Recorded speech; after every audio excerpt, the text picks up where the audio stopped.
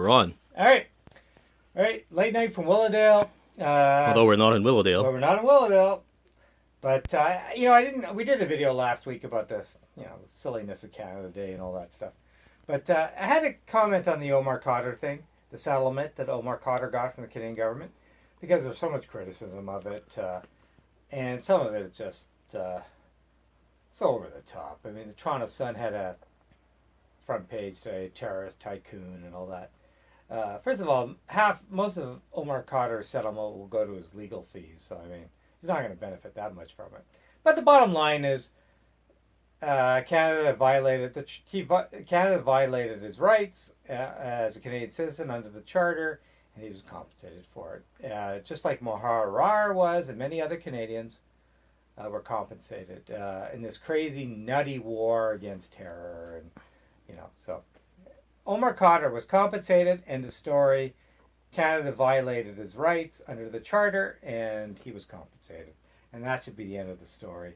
And I know a lot of these Omar Khadr haters, they're the same kind of people that generally, you hate to say it, but these are the same kind of people that generally don't like, who fall into the whole terrorist narrative that, they generally don't like Muslims, and Muslims commit terrorism, uh, and these are the same kind of people who have voted for Donald Trump.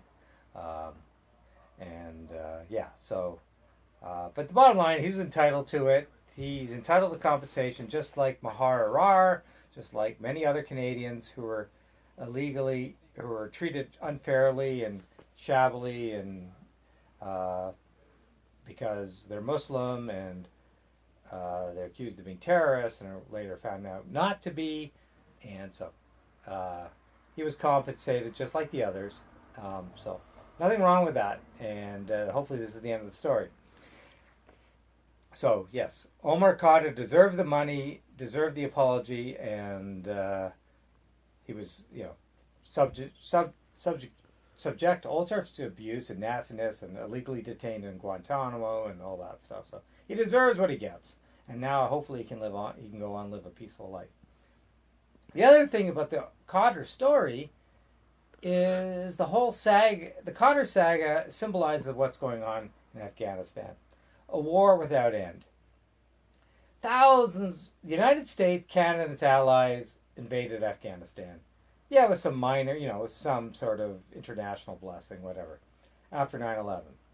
Let's remember, none of the 9/11 hijackers came from Afghanistan.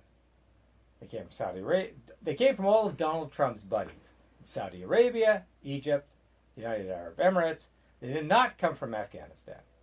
And yet we invaded that country, totally destabilized it. It was already screwed up, but we didn't make it any better. And the Afghan people had nothing to do with 9/11. Yet we invaded their country, took it over, and the place is a bloody mess today. And we're not making it any better. So when I thought of Omar Khadr, I thought of Afghanistan. The United States still maintains 8,800 military personnel there, 8,800 troops, 8,800 troops. They're increasing. They're bringing more people in. This is America's longest war, and it's going to go on. Seems like it's going to go on forever. It's a war without end, and nothing's going to come of it. There's no military solutions to Afghanistan. The Brits and the Russians fought it out during the Great Game in the 19th century. Afghan is a sinkhole for imperial ambitions. Leave Afghanistan to Afghans. Let them figure it out. Okay? Let the Afghan people figure it out. Yeah, it might not be the solution we want, and I don't think we should leave a vacuum there. When the Soviets retreated, and the Americans had left Afghanistan in the late 80s, there was a vacuum there, and the Taliban took over, and the rest is history. And of course, we're responsible for that because we basically funded the beginnings of the Taliban through the Mujahideen. So I'm not going to get into this. I've done this in previous videos. But we're responsible for the chaos in Afghanistan way before 9/11. And let's not forget, Osama bin Laden was not found in Afghanistan. He was found in an American ally, Pakistan. Pakistan gets lots, millions, billions of dollars in American aid, military aid. So Afghan people had nothing to do with what happened in New York on 9/11. So, but yeah, we invaded their country, totally destabilized it, haven't made it any better. 150 Canadians died there, and thousands of others, Europe, thousands of other foreign, the folks of foreign countries died there, and of course thousands and thousands of Afghans. So the whole place is a mess. I think it's time to leave Afghanistan. The Americans should really leave Afghanistan. Yes, try to have some sort of negotiated settlement with the Taliban, because that's the only way it's going to work. It's not going to be perfect by any means, but yeah, leave. And you know, the Americans left Vietnam in an unperfect situation, but Vietnam is doing pretty good today. It's still not a very democratic place, but it's actually doing pretty good. And the Americans left in a chaotic situation, and Vietnam sort of came together, and it's doing pretty good. Yes, it's not the most democratic place, and yeah, obviously labor conditions in Vietnam aren't great, but the Vietnamese figured out their own problems. And that's what we should do with Afghanistan. And that brings me to North Korea. You know, let the North Koreans figure it out.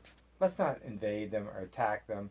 Yes, they're destabilizing, but you know, the North Koreans have to figure out their own situation. And I think there's a diplomatic solution to North Korea and the nuclear weapons buildup and their whatever. There's a diplomatic solution to it. And if we really tried, we'd find a way out. Yeah, the North Koreans, just like the Russians, just like Chinese, they'll want respect. They'll want to be treated with dignity. Military solutions don't work. We saw that in Afghanistan. So there is a way. North Korea, there's a diplomatic solution for North Korea. Absolutely. And the North Koreans aren't some crazy, weird. They're actually people. Even the people around Kim Jong Un, they're actually people. They think, they raise families. They're not crazy. They're not. They don't want to. They don't want to die. There's a diplomatic solution to North Korea. North Koreans want to be treated with respect. I still believe a united Korean peninsula is the best situation, but that's a long way off.